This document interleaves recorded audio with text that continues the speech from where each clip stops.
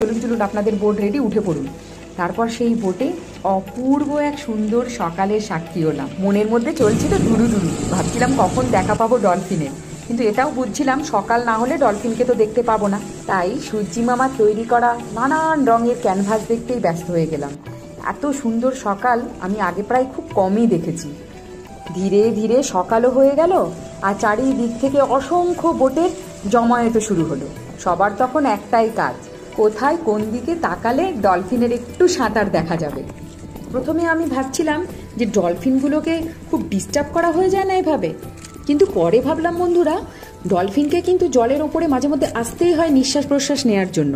ওরা মাছের মতো সবসময় জলের নিচেই থাকতে পারে না, কারণ ওরা তো স্তন্যপায়ী প্রাণী, আর সকালবেলায় ওরা সব থেকে বেশি অ্যাক্টিভ থাকে। ওই দেখুন, ওইখানে দুটো ডলফিন কি সুন্দর সাঁতার কেটে চলে গেল। আবার একটু পরে দুটোকে দেখলাম, কিন্তু কিছুক্ষণের মধ্যেই হারিয়ে গেল। ওই যে বন্ধুরা, দেখুন দেখুন, একটি কিরকম আবার সাঁতার দিয়ে চলে গেল। অনেক ডলফিন আবার শুধু সাঁতার দেয় না, উঠে ওই দেখুন কিরকম নিজের শরীরটাকে ঘুরিয়ে নেয়। এদেরকে বলে স্পিনার ডলফিন। দেখে মনে হচ্ছিল সত্যিই আমাদেরকেই নাচ দেখাতে এসেছে যেন। এরপরেই ছিল জলের নিচে স্নর্কেলিং করার পালা। সবাই নাকি বলে ভাগ্য ভালো থাকলে জলের নিচে ডলফিনও সেখানে পাশে সাঁতার করতে আসতে পারে। জানি না ডলফিন দেখতে পাবো কিনা, কিন্তু এখানে জলের তলাটা এত বেশি স্বচ্ছ ছিল, প্রচুর মাছের আনাগোনা কিন্তু দেখা গেল।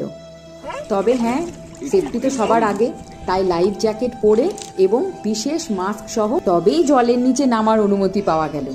কাল সন্ধেবেলার অন্ধকারে ভালোভাবে লভিনা বিচটাকে দেখা হয়েছিল না, তাই ফেরবার সময় মন ভরে বিচের ধারে সমস্ত হোটেল, রিসর্ট, বোট সব দেখতে দেখতে বাড়ি ফিরছিলাম। যাই হোক বন্ধুরা, ডলফিনের সঙ্গে সকালটা কিন্তু খুব ভালো গেল। আপনাদের কেমন লাগলো আপনারা অবশ্যই আমাকে জানাবেন।